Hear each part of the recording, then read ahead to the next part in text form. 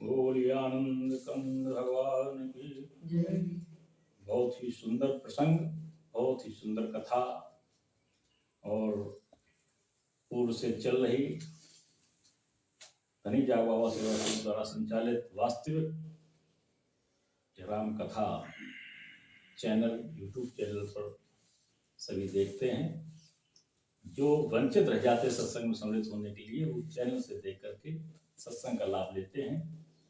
बहुत ही सुंदर सत्संग है और इसी कथा प्रसंग के कुछ भाग को लेकर नए में सारण क्षेत्र में 88,000 ऋषियों को श्री सूत जी कथामृत पान करा रहे हैं।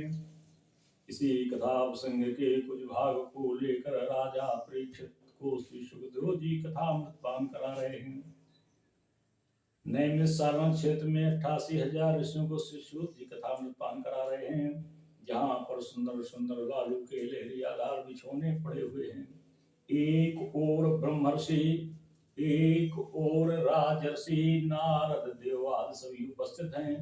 ठीक उसी कथा प्रसंग के कुछ भाग को लेकर अद्य मया कथा प्रस्तूयते प्रधान श्रोता हनुमान जी व सर्वे श्रोतारः सावधानतया कथा श्रवणन्तु। बोलिए आनंद कंद भगवान की जय। प्रसंग चल रहा था जनकपुरी में। विवाह के समय अचानक परशुराम जी आ गए।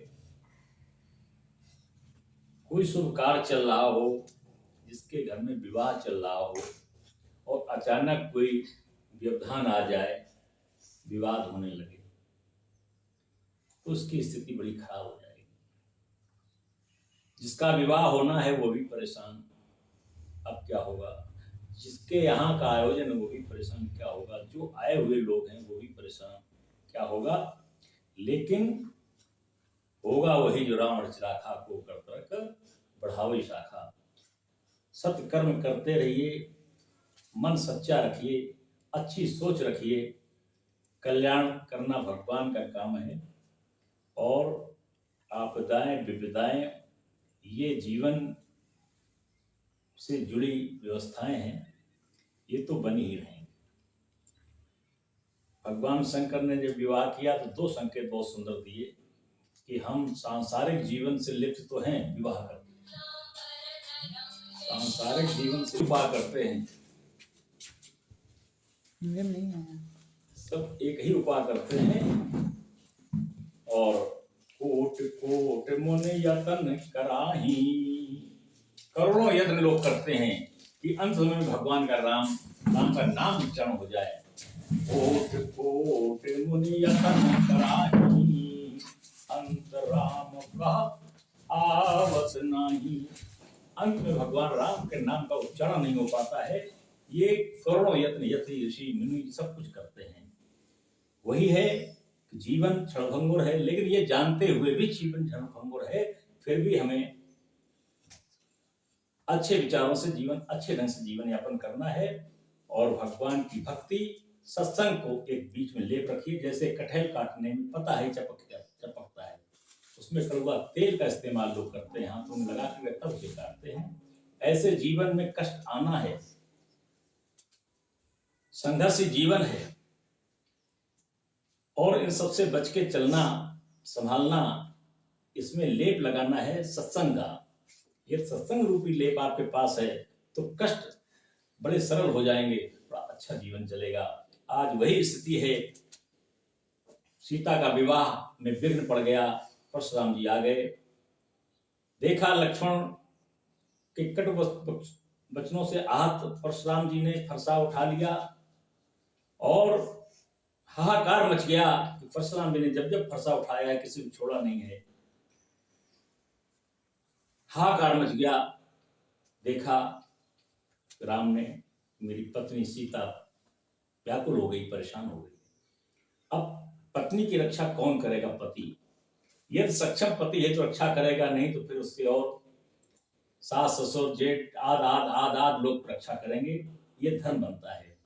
आज भगवान राम शील स्वभाव से परशुराम जी के सामने खड़े होते हैं और बोला, देव एक गुण धनुष हमारे, 9 गुण परम पुनीत। तुम्हारे 9 गुण प्रभु आपके पास हैं, ब्राह्मणों के पास हैं, हमारे पास केवल 1 गुण है, धनुष।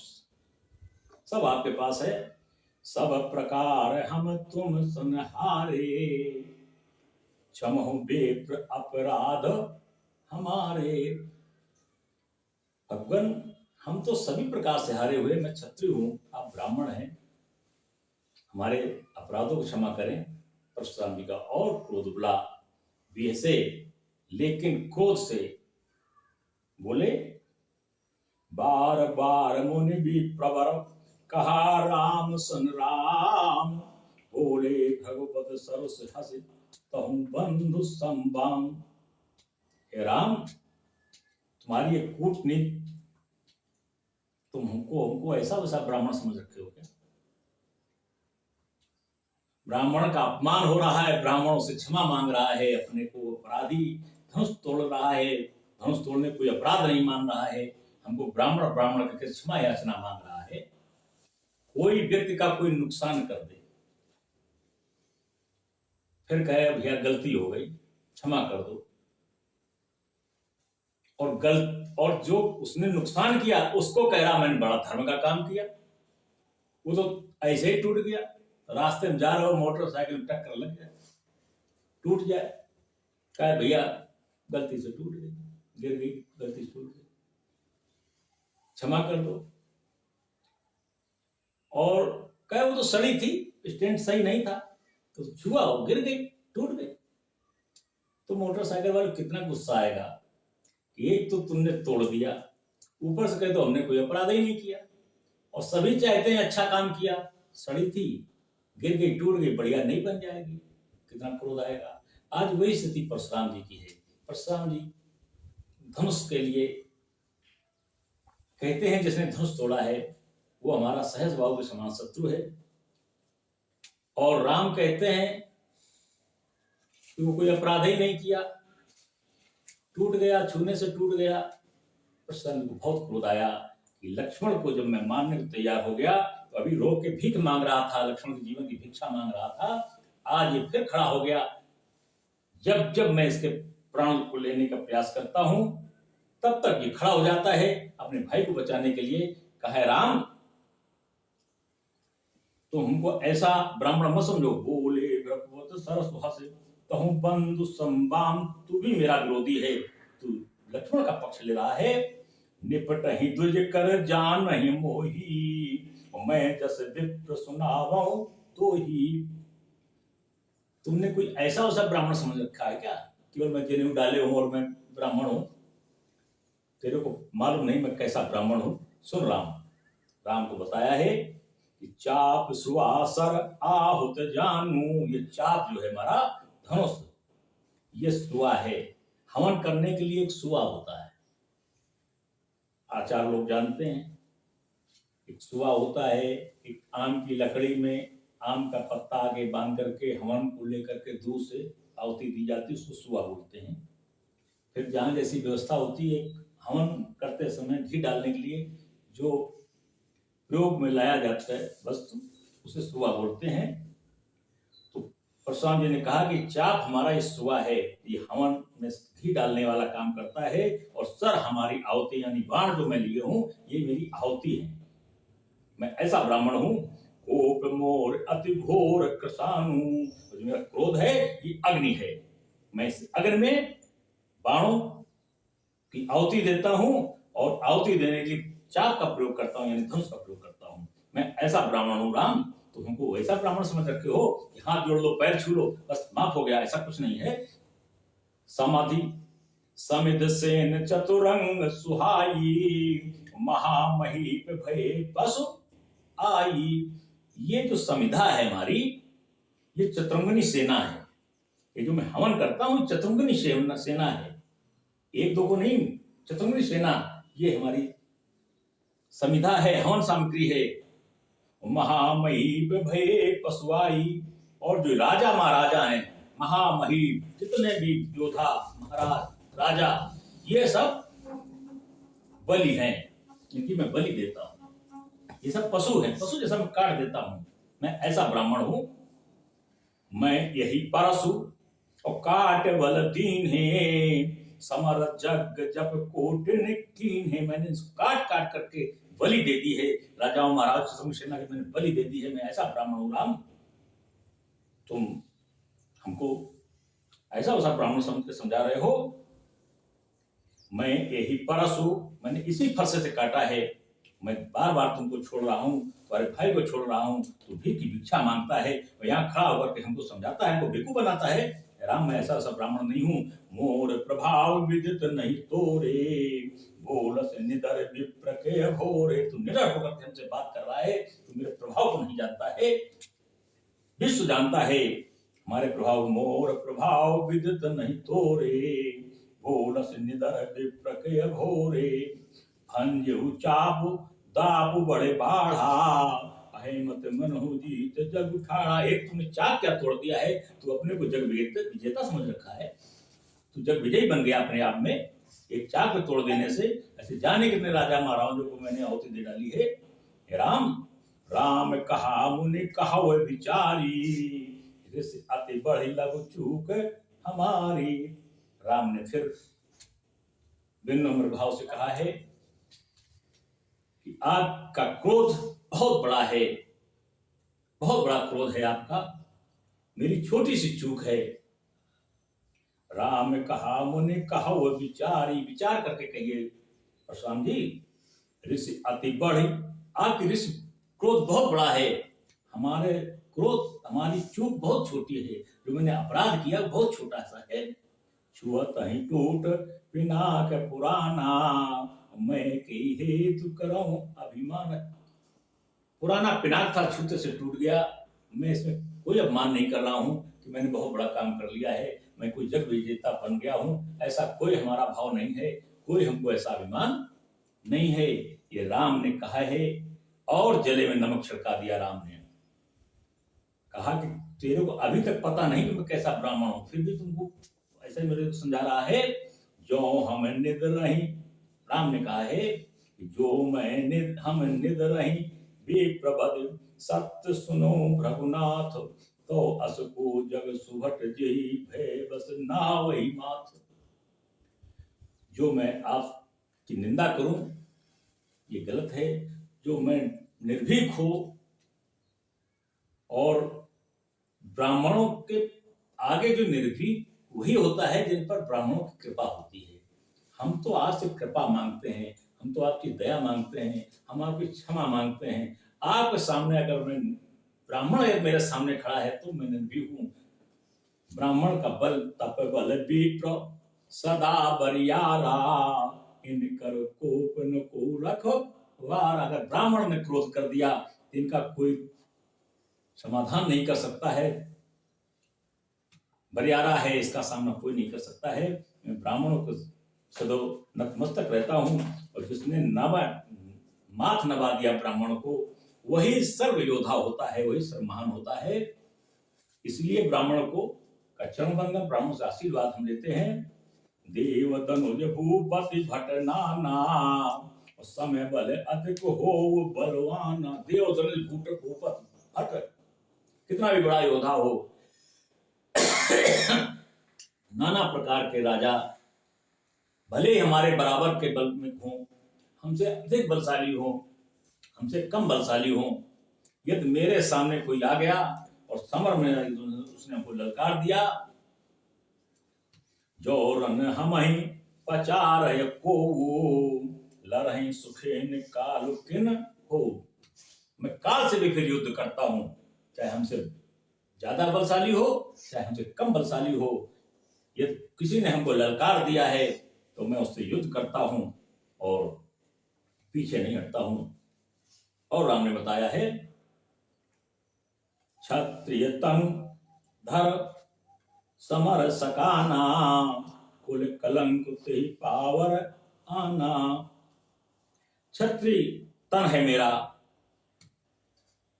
समर में अगर आ गया हूं तो हमारा रोज का काम है। कुल कलंक ते पावर आना, और मैंने अगर किसी ने ललकार दिया और मैं युद्ध से भाग लिया युद्ध में भाग न लिया, युद्ध न किया, तो समझो क्षत्रिय ने अपने कुल को कलंकित कर दिया। तो मैं क्षत्रिय हूं, हमारा एक ही धर्म है, क्यों युद्ध करना। कहूं स्वभाव न कुल ही प्रशंसी, कालहु डरहि न रन रघुवंशी। ये मैं स्वभाव से कह रहा हूं, ये मैं अपने कुल की प्रशंसा नहीं करता हूं। सो रहे उतना आनंद आ रहा है, जाके सुनो। मैं अपने कुल की प्रशंसा नहीं कर रहा हूं। राम ने कहा है परशुराम जी से, मैं ये यथार्थ बता रहा हूं, ये मेरे कुल का स्वभाव है। कहूं स्वभाव न कुल ही प्रशंसी, कालहु डरहि न रन रघुवंशी। काल से भी रघुवंशी डरते नहीं। विप्रवंश के अस प्रभुताई, अभय होय जो तुम्हें डिराई। विप्रवंश की यह प्रभुता है, जिस कारण हम कभी डरते नहीं हैं। क्षत्रिय कभी डरता नहीं है, ब्राह्मणों की जिस पर कृपा होती है, कभी वो क्षत्रिय डरता नहीं जिस पर ब्राह्मणों की कृपा होती है। ऐसा राम ने अपने गूढ़ रहस्य का उच्चाटन करते हुए जब परशुराम जी से कहा कि अभी तो विनय कर रहा था, भाई को बचा रहा था, जीवन की भीख मांग रहा था, अब ये ताल ठोक रहा है, कह रहा मैं रघुवंशी हूं, काल से भी नहीं डरता हूं, युद्ध करने की बात कर रहा है। ऐसा गूढ़ रहस्य है इसका। परशुराम जी ने विचार किया, ये फिर साधारण कोई व्यक्ति नहीं हो सकता, इसका मतलब ब्रह्म का अवतार हो गया। जो चाप हमको दिया था विष्णु ने कि जब हमारा अवतार होगा तो मैं आऊंगा, आपका कार्यभार समाप्त हो जाएगा। पहचान के लिए उनका चाप अपने आप जब चढ़ जाएगा तो पहचान लेना ब्रह्म आ गया, विष्णु आ गए। परशुराम जी को लगा कि लगा विष्णु आ गए, ब्रह्म आ गए, विष्णु हो गए। सुन मृदु गूढ़ बचन रघुपत के। मधुर वचन राम ने बोले, लेकिन गूढ़ वचन बोले, ललकारते हुए बोला कि युद्ध में मैं पीछे नहीं हटता, रघुवंशी पीछे नहीं हटते। और सीधे सीधे ताल नहीं ठोकी, केवल युद्ध की चेतावनी दी है। गूढ़ रहस्य विनम्र शब्द है राम के, विनम्र शब्दों में सम्मान करते हुए अपने प्रभाव को बताया है राम ने। परशुराम जी के उघरे पटल परशु धर्मथ के मन बदल गया परशुराम जी का। बोले निश्चित ब्रह्म का अवतार हो गया है, और पहचान होने में थोड़ा विलंब हुआ है। राम रमापति कर धन लेहु, खेचहु मिटय मोर संदेहु। बोले राम, यदि तुम वास्तविक राम हो तो ये चाप लो और उसको खींचो, जिससे मेरा संदेह मिट जाए। जो संदेह बना हुआ है ये मिट जाए। ये अध्यात्म है, ये केवल राम जानते हैं और परशुराम जी जानते हैं कि चाप जैसे देंगे अपने आप चढ़ जाएगा, लेकिन प्रकट नहीं कर सकते हैं। सामाजिक दर्शन नहीं है। सामाजिक दर्शन ये है कि लो, चाप लो और उसे खींचो, जिससे मेरा संदेह मिटे। लेकिन दोनों जानते हैं जैसे चाप मिलेगा वैसे संदेह मिट जाएगा। आज वैसे ही हुआ, देत चाप आप चल गए, परशुराम मन विस्मय भयउ। जैसे चाप दिया है वैसे ही अपने आप चाप चल गया। बस परशुराम जी ने समझ लिया कि हाँ, ये ब्रह्म का अवतार हो गया।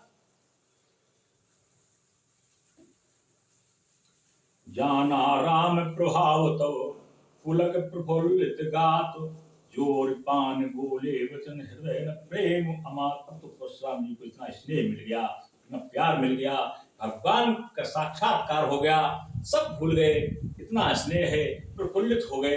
जब व्यक्ति बहुत प्रसन्न होता है और किसी देवी देवता के मंदिर में जाता है और उनके साक्षात्कार करता है तो प्रफुल्लित, हनुमान जी प्रफुल्लित होकर के भगवान राम का वंदन करते थे। हमारे भरत जी भी प्रफुल्लित होते थे।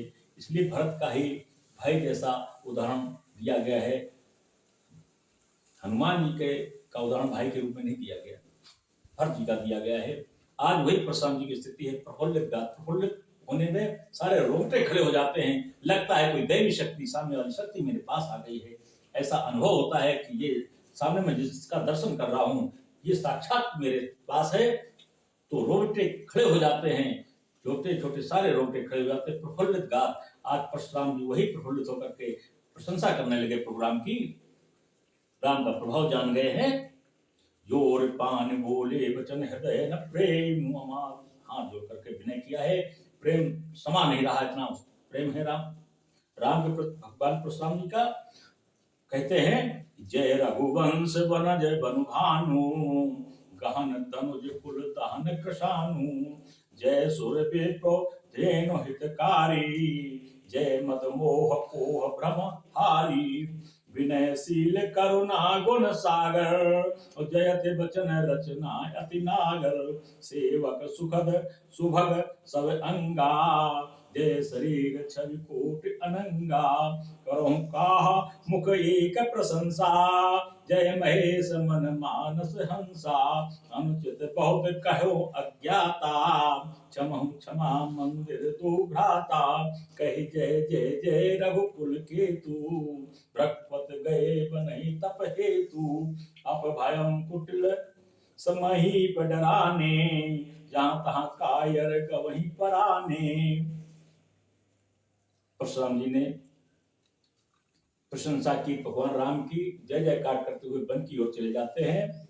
और जैसे ही वन की ओर गए तो जितने राजा बैठे थे कहते थे सीता को छिना लो, राम लक्ष्मण को बंधक बना लो, जनक अगर सहायता करें इनसे भी युद्ध कर लो। सब डर गए, बोले अरे परशुराम जी जिनकी जय जयकार करके चले गए तो बड़े महान योद्धा हैं। आज सब डर गए, भाग लिए वहां से। अपम भय भयम कुटिल, कुटिल देवता जितने भी राजा कुटिल थे सब भाग लिए, कोई वहां नहीं रुका। मही बडराने, जहां तहां कायर गवहीं पराने। कायर जितने थे भाग लिए। देखा ही तो छोटे छोटे बालक हैं, देखा नहीं बड़ा प्रभाव है इनका, सब भाग लिए। अब स्थिति बदल गई है, समय हो गया है।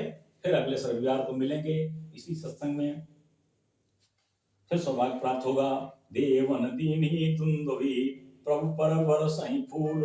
हर से पुर नर नार सब मिटी, मोह मैं मूर्छित। जितना कष्ट था आज सूल जैसा चुभा हुआ था सबको कि विवाह बीच में रुक गया, ऐसा क्या विधान हो गया। आज बड़ी शांति हो गई। जैसे परशुराम जी जाते हैं सबको प्रभाव राम का पता चल गया, सबको खुशहाली हो गई। बस मांगलिक कार्यक्रम के लिए सब तैयार हो गए। भगवान का 2 बार राम नाम, उसका प्रार्थना और यही सत्संग का विश्राम। बड़े सौभाग्यशाली हम लोग हैं जिनको ये सत्संग सुनने को मिलता है। एक कोई भी चौपाई छूटती नहीं है, ऐसा कहीं सत्संग नहीं मिलेगा।